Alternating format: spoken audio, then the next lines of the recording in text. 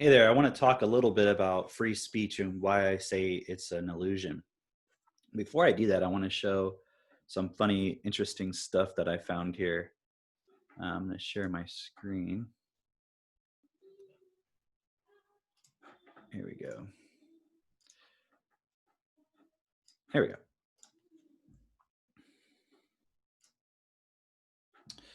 So I came across this the other day, yesterday, I guess.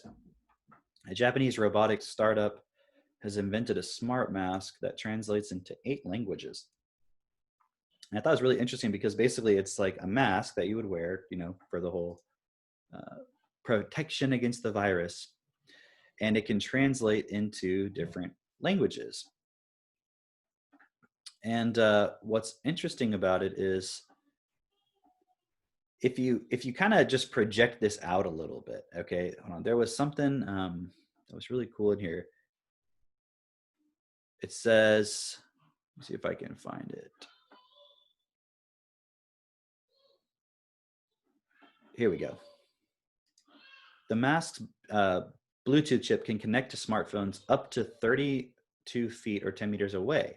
He hopes the mask will make new social distancing norms in locations, including hospitals and offices, easier by enabling good communication. We still have many situations where we have to meet in person, he says. In this new normal, all right, they're already accepting it. The mask and the app are very helpful. Now, look, this is Japan, okay? So that argument people make about, in Asian societies, they already wear masks and all that stuff. Well, why are they calling this a new normal then? In Japan, okay, this is a Japanese company in, look, Tokyo, right? So, like,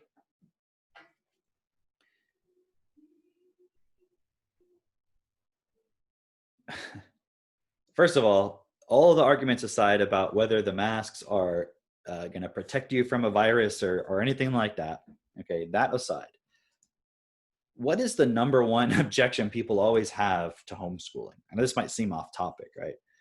But usually they say, well, how are your kids going to be socialized if they don't go to school? But what does it mean to be socialized? It means you're learning a set of behaviors of how to interact in society in a way where you're perceived as normal. So you're not like a total weirdo who can't communicate, because everyone imagines that if they homeschool their kid, they're going to be some weird little kid who can't communicate with anybody, which is only the case if the parent themselves are totally weird, right? But the socializing that you learn in school up until this whole pandemic situation was basically competitiveness, being part of a clique or a group where you exclude others, having to compete within your education, which is like the last place that you should be competing with others. It should be about competing with yourself. Like, do you actually learn the information? Everybody should be able to get an A, although they wouldn't allow that.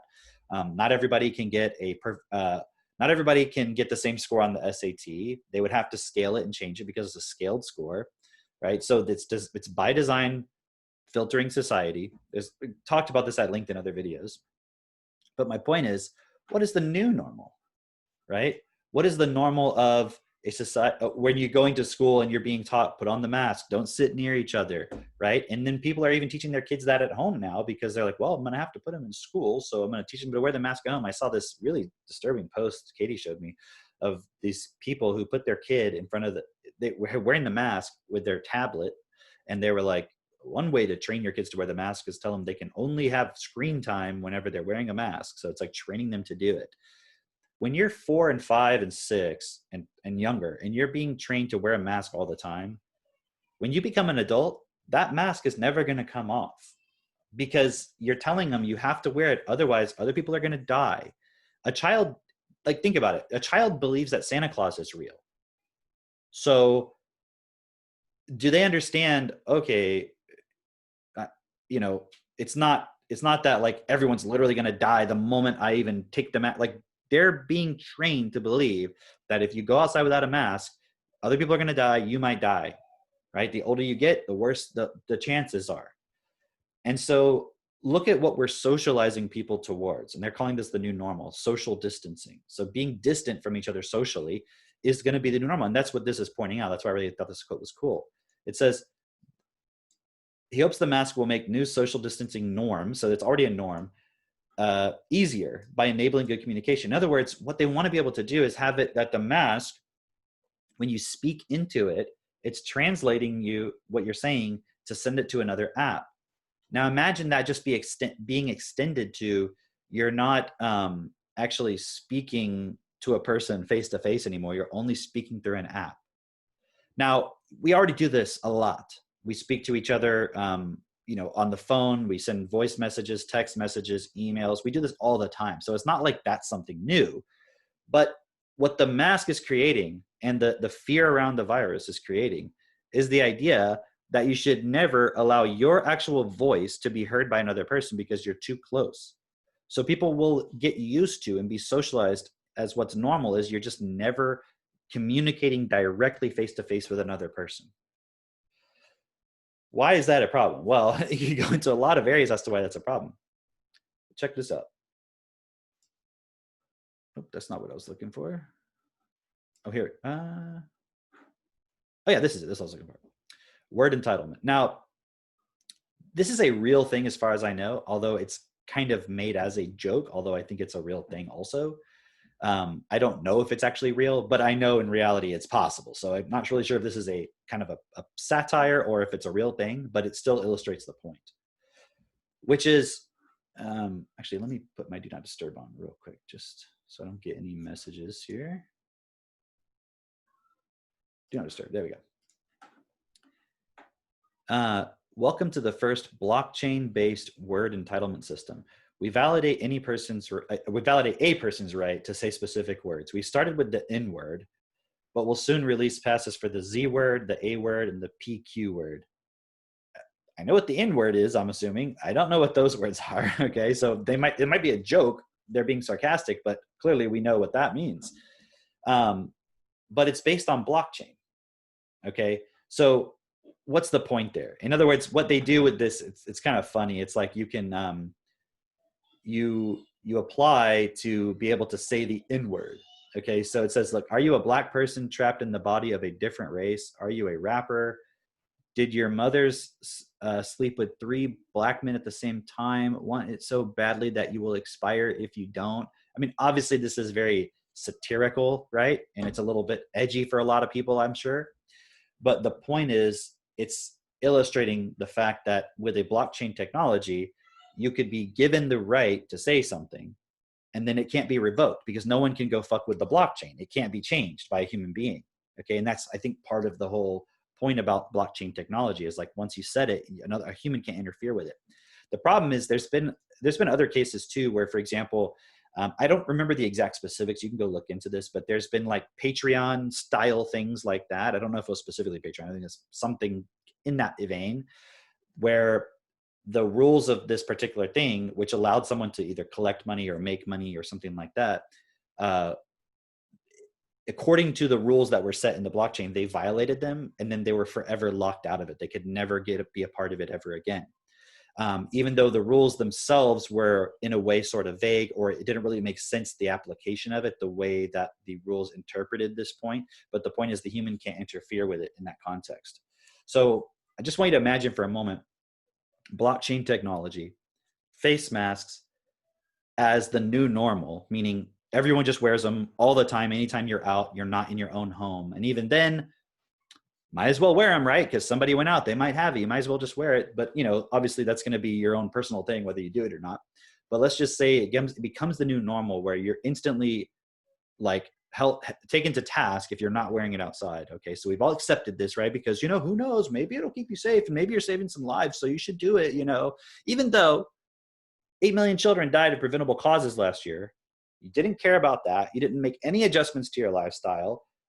Even though if you had considered what you're actually spending money on and how you're participating in the economy, some basic shit, you could have saved 8 million lives, but you don't care. Okay, so stop pretending like you actually care. You don't. Okay, that aside, they become the new normal. Okay, so you're wearing this mask all the time.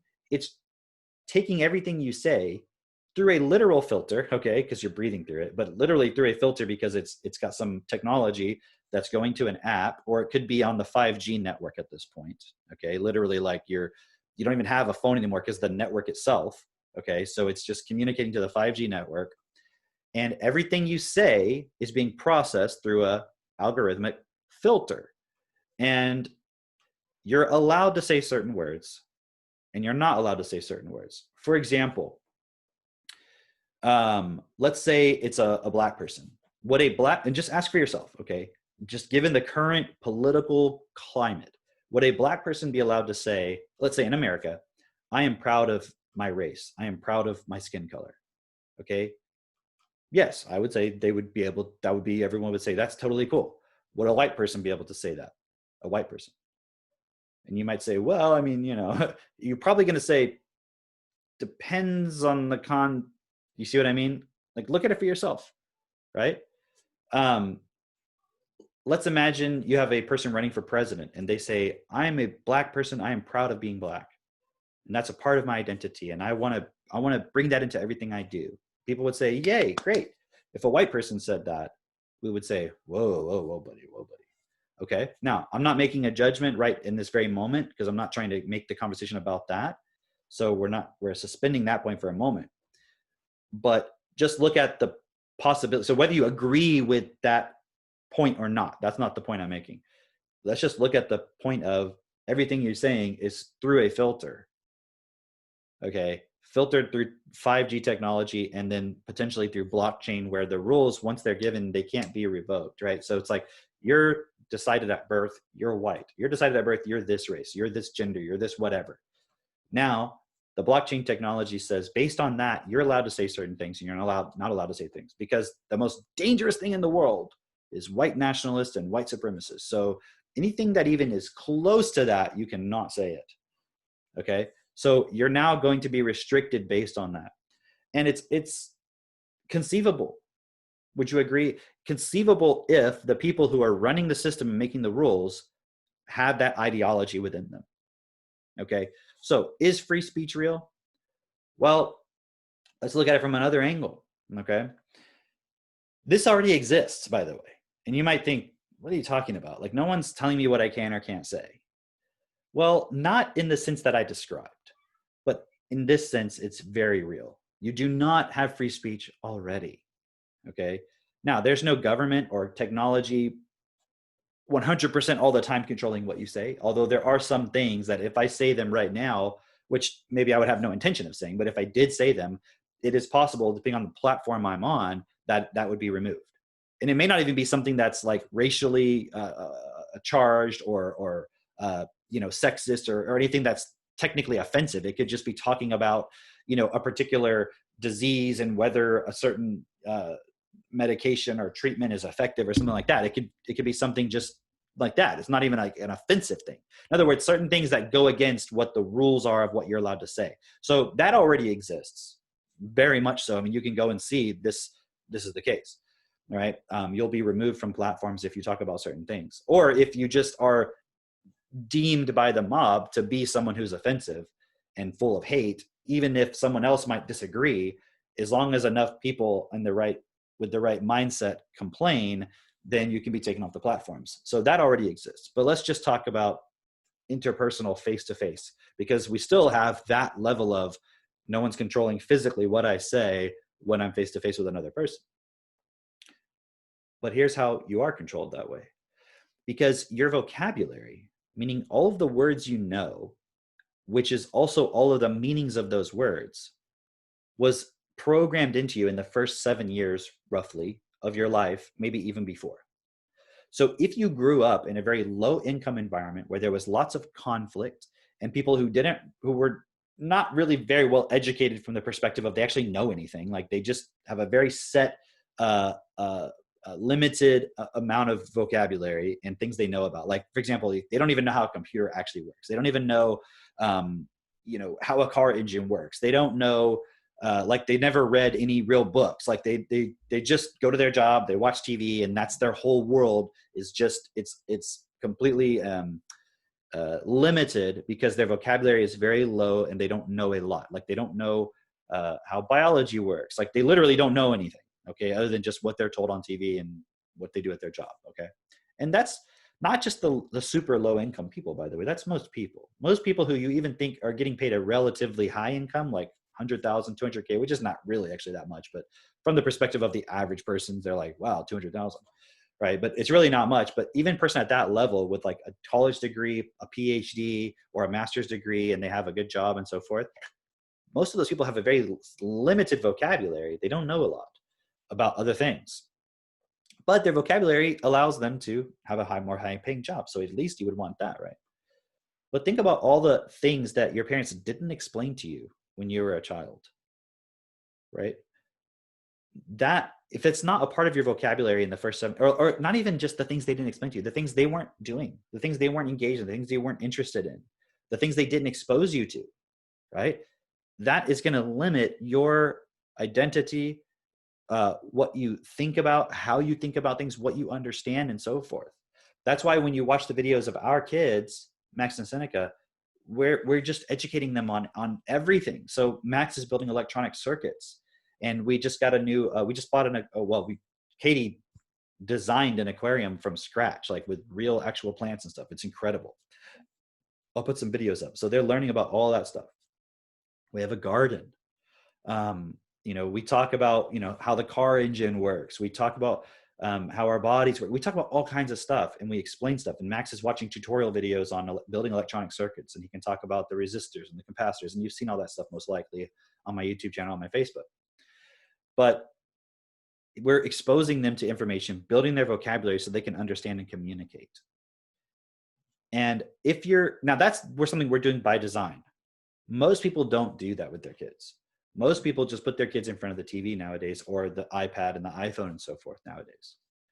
And for me, when I was a kid, it was just the TV, watching Nickelodeon and stuff like that, and Disney movies, and insane stuff. Like imagine watching the original Robocop, the year it came out on VHS, which was probably when I was 6 or 7 or something like that. And I was watching that over and over and over. And go look at some of the clips of it. It's gratuitously extremely violent, and I was watching that over and over, right? Traumatizing myself, right, with it. That's becoming a part of my vocabulary, right? So your vocabulary is set in those first 7 years, because that's when your ability to learn is most open and it's most natural, right? So in terms of being able to just absorb. But after that period, it stops, like, because you didn't nurture it. You didn't develop your vocabulary in a way where your natural learning ability stays open, where it just keeps growing and growing and growing, because at a certain point you can't learn anymore. Why? Because to learn more would mean you need to have the understanding of all the words underneath that thing that make it make sense, and you just can't absorb it anymore. You literally just can't take any more in. It's not because you're not capable of it. It's because you don't have the ability to do it, and you didn't train yourself to retain that ability. In fact, it was never even talked about. It's never even seen as important, the ability to always be able to absorb the first time you see something or hear something. So your body just like forgets about that. And it's like, well, that's not necessary. So what do I need to do? I just need to memorize for a moment and then just regurgitate it and then pretend like I know stuff. And then that's how society works. That's how I get rewarded. And that's what school does. It trains you over 12 years that if you do that, you get by. Anything else where you actually understand something and want to go deeper with it and ask questions, that is not rewarded. So kids go to school and then they just learn how to like not learn anymore. And they didn't know how to learn in the first place because their parents didn't give them an effective vocabulary. So by the time that child becomes an adult and now they're looking at the world, their political opinions are just given to them. They're not formed from themselves, actually questioning reality, questioning who they are, deciding who they are, and then developing a personal politics of what they will accept and allow in this world, and what they will give permission for, and what they will participate in based on who they are and what is best for what they've decided is best for themselves and seen as best for themselves and others. That's not how we form our opinions. That's not how we form our perspectives. That's not how we form our perspectives. We form them through a bunch of information is just randomly just around us, and we absorb that. And then after that, we're just trying to like get by. And then we have these ideas, but they're literally just an idea from Fox News or from MSNBC or CNN or some blog you read, from some left wing or right wing or whatever. They're not, you actually see it for yourself and you're applying it. It's just an opinion that gives you an identity, someone to be that you can live as, and it's like a personality that you can display. And then you can be a part of a group or not, but it's not really coming from you. So we don't have freedom of speech already because if you didn't grow up in an environment where you were programmed with every single word and the definition and meaning of every single word and all the definitions and meanings of all the words, and then the ability to process that immediately in like quantum time, then you don't have freedom of speech because you don't know the words. You don't have the ability to speak about it. It's like if you've been programmed to be a Republican or a conservative, you don't have free speech because you can't talk about like a basic income grant or something like that, meaning you can't imagine it. You can't accept that it's possible. You're like, oh, everybody has to pull themselves up. Everyone has an equal opportunity. If you believe everyone has an equal opportunity, you do not have free speech. Think about it, because you are not able to realize not everyone has an equal opportunity. Well, we should just give everyone an equal opportunity. Well, are you going to guarantee everyone to have an effective education?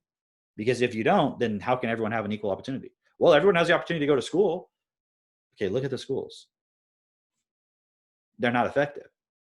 That's why we have a national reading crisis, as was declared in November of this past year, before all the shit hit the fan with everything else going on.